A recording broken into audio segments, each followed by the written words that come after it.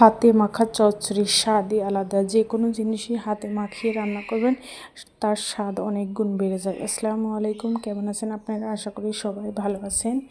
এখানে আমি টাকি মাছ দিয়ে চচ্চড়ি করব। টাকি মাছ আগে লেবু দিয়ে মাখিয়ে রেখেছিলাম, ফ্রিজে ছিল, গন্ধ হবে। যে কোনো মাছ রান্নার আগে লেবু দিয়ে মাখিয়ে রাখবেন, একটা গন্ধ থাকে, সেই গন্ধটা চলে যায়, মাছ খেতে ভালো লাগে। ভেজে নিচ্ছি, ভেজে নেওয়ার পরে এটা চচ্চড়ি করব। মাশাল্লাহ, এই চচ্চড়িটা খেতে অনেক সুস্বাদু হয়েছিল। হাতে মাখিয়ে আমি রান্না করব।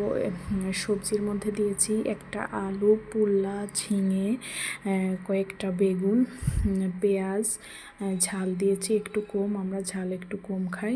আর আদা, হলুদ, আদা বাটা, হলুদ বাটা, জিরা বাটা, কাঁচামরিচ বাটা অল্প একটু করে সব পরিমাণ মতো করে নিয়েছি, দিয়ে রান্না করবে। এইভাবে আপনারা রান্না করে খেয়ে দেখতে পারেন, মাশাল্লাহ অনেক স্বাদ হয়ে থাকে। আমি হাতে মাখিয়ে চচ্চড়ি রান্না করি বেশি, এইভাবে আমার কাছে মজা লাগে। দেখেন মাশাল্লাহ অনেক স্বাদ হয়েছিল। এইভাবে আপনারা রান্না করতে পারেন। আসলে রান্না একটা আর্ট, যে যেভাবে রান্না করে দেখবেন, এক একজন এক একভাবে রান্না করে। লবণ, হলুদ, তেল দিয়ে একবারে মাখিয়ে দিচ্ছি। তেল পরিমাণ মতো আমি দিয়ে নিচ্ছি। তেল একটু বেশি দেবেন, তেল কম হলেও ভালো লাগে না, আবার একদম বেশি হলেও ভালো লাগে না।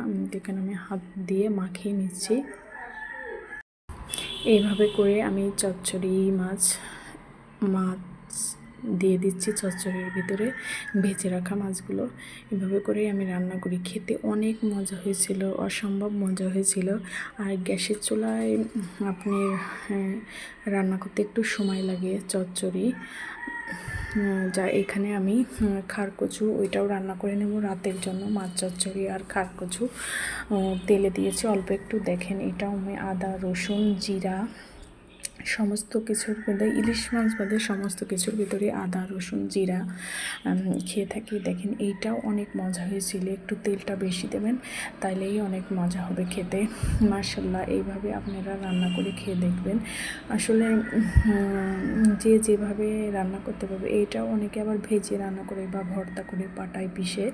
আমি এইভাবে রান্না করলাম, আপনাদের সঙ্গে শেয়ার করলাম।